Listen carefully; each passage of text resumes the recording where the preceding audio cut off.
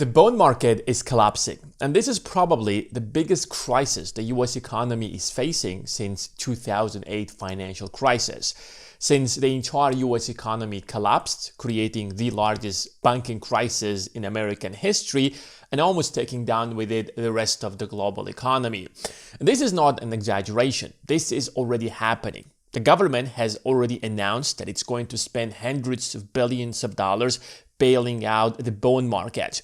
If the bond market is going to collapse, it is going to take down with it the US dollar, because that is the foundation of the dollar as the global reserve currency. But at the same time, this is going to present us with a very unique opportunity. If you understand the bond market and you understand the crisis in the bond market, you will understand which assets you should be buying right now. And if you buy these assets now, then you are going to be one of the winners. You will end up making millions of dollars. So here in this video, I'm going to tell you exactly, or I will explain exactly what is happening in the bond market and how you can take advantage out of it. So the Financial Times is reporting that how worried should we be about the bond market, because it is also leading to inflation. Then you have other news outlets saying that the bond market is signaling trouble ahead. This is why you should be paying attention.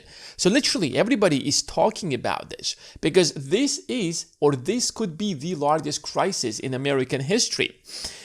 Bond yields have already risen to 2007 levels. The 2008 financial crisis was probably one of the greatest crises in the history of America.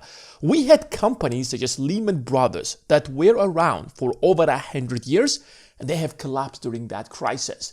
And when there is a crisis, then investors demand a higher yield from the US government, because investors don't trust the future of the US economy. So they are like, if you want to borrow our money, then we want a higher yield. We want you to pay us a higher yield. Otherwise, we are not going to invest in the debt. So the fact that the yields right now have already risen to the same levels that they have been at the peak of the 2008 financial crisis, you can already see how big this crisis is. And if you look at 30-year government yields, they have already surpassed the 2007 and the 2008 level. When the yields on long-term yields rise, or the long-term treasuries, that signals one thing, that investors today don't have the confidence in the dollar 30 years from now.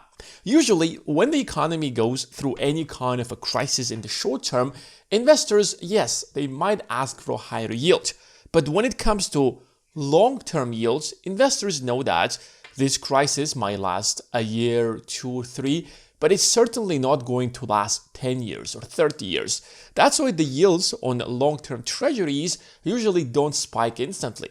But the fact that they're spiking so high right now signals one thing, that there isn't much trust in the future of the dollar and the US economy. The fact that it's going to impact you so much is that the more the yields are going to rise, the higher are going to be the cost of refinancing.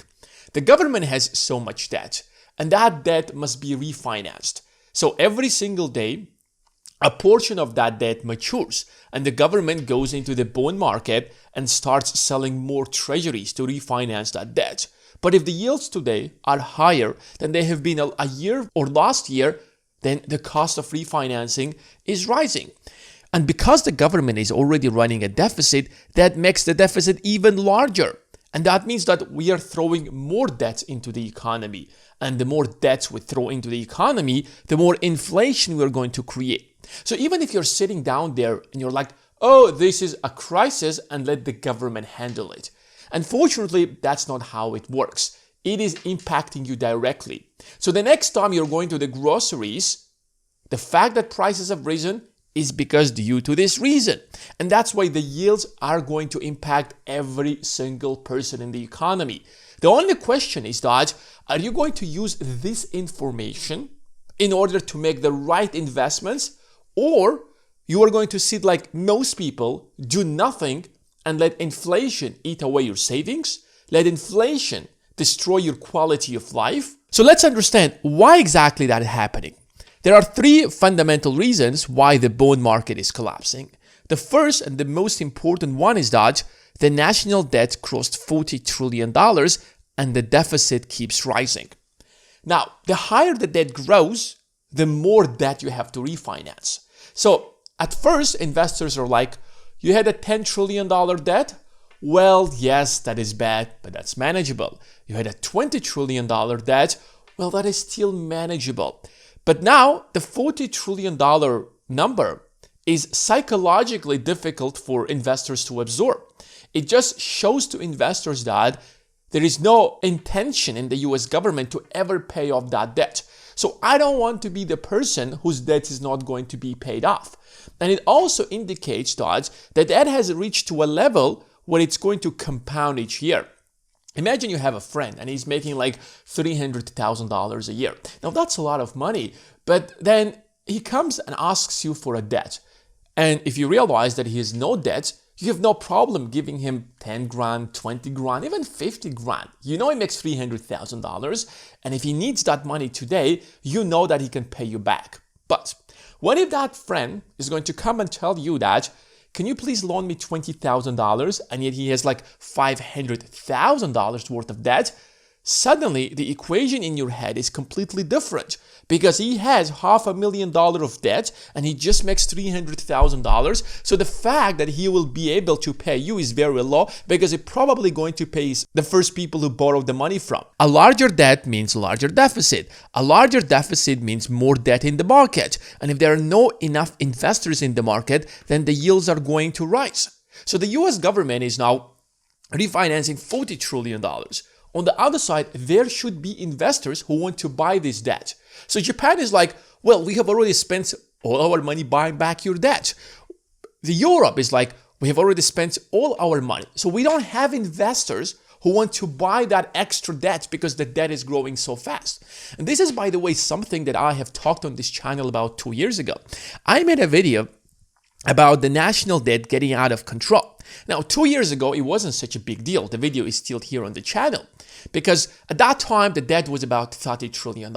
So I made a case that the moment it's going to cross about $40 trillion or so, it is going to hit or to cross a point of no return. And that's when we are going to have a bond crisis. And that's the kind of crisis we're facing right now. And I can tell you for a fact that there's nothing we can do about it. It is going to get a lot worse. Now, the second reason is that negotiations are failing with Iran.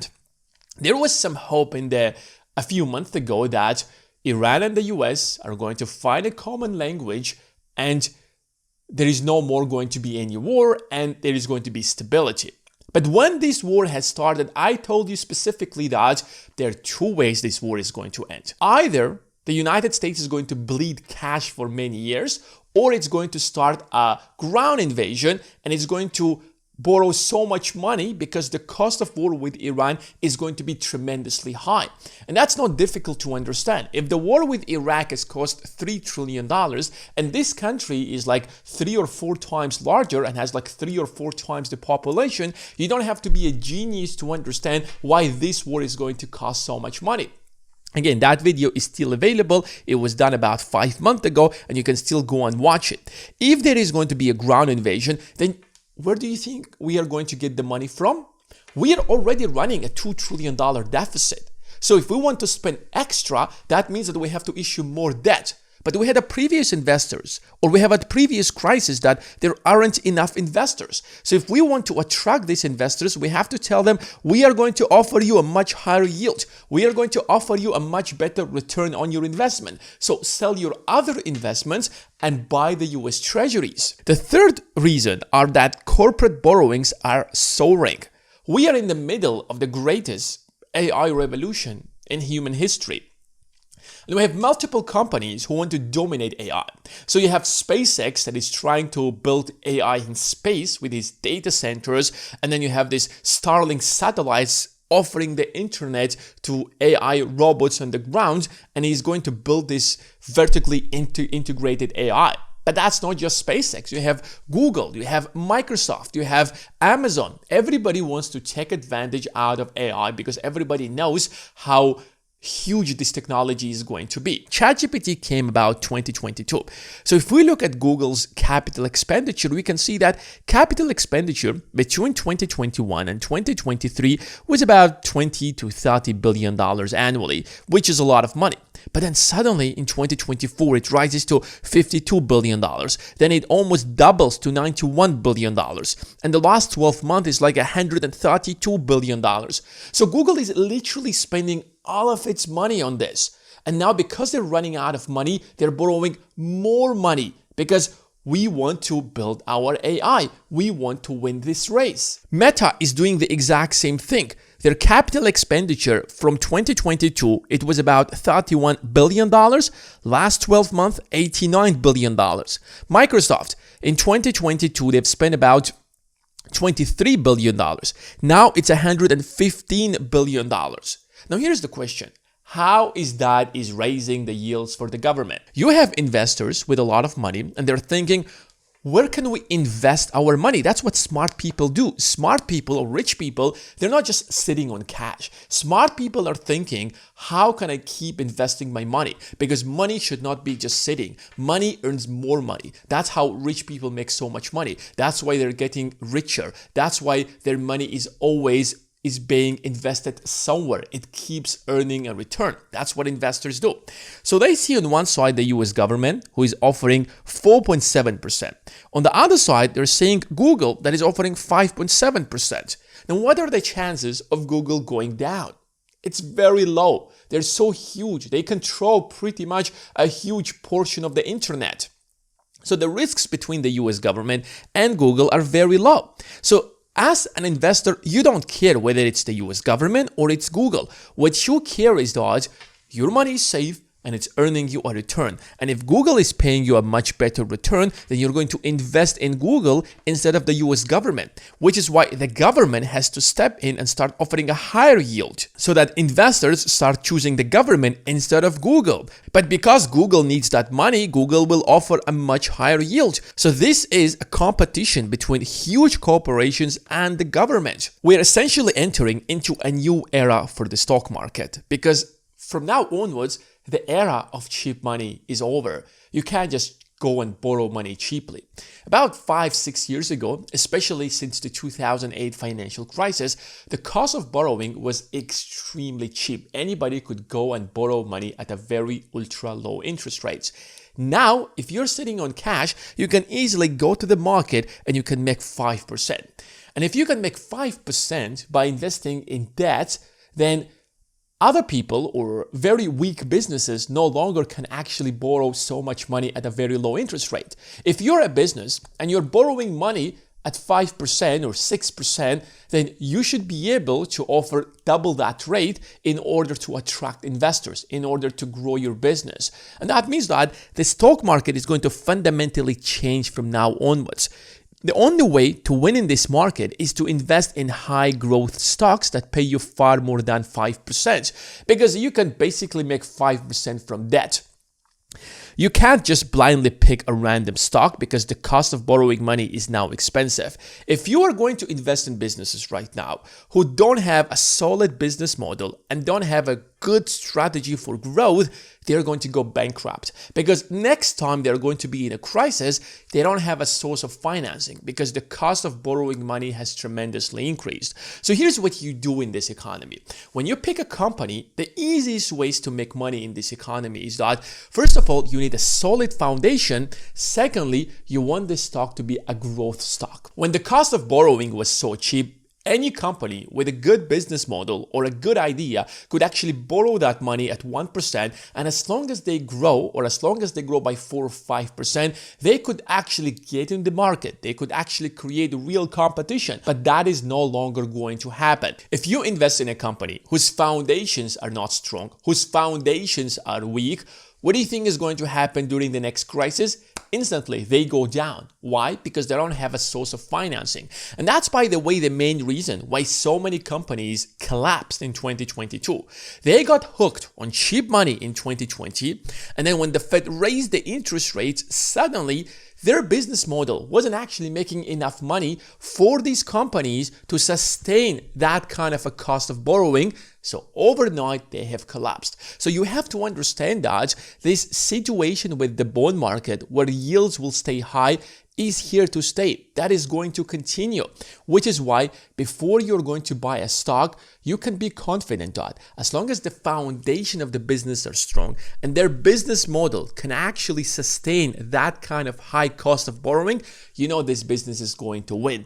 On the other side, those businesses who can't, you know that those businesses soon are going to collapse. I have written a list of stocks that I believe are going to be the largest winners. I've posted them on the Investing Academy. You can literally go and find them out right now. The link to the Investing Academy is in the description of this video.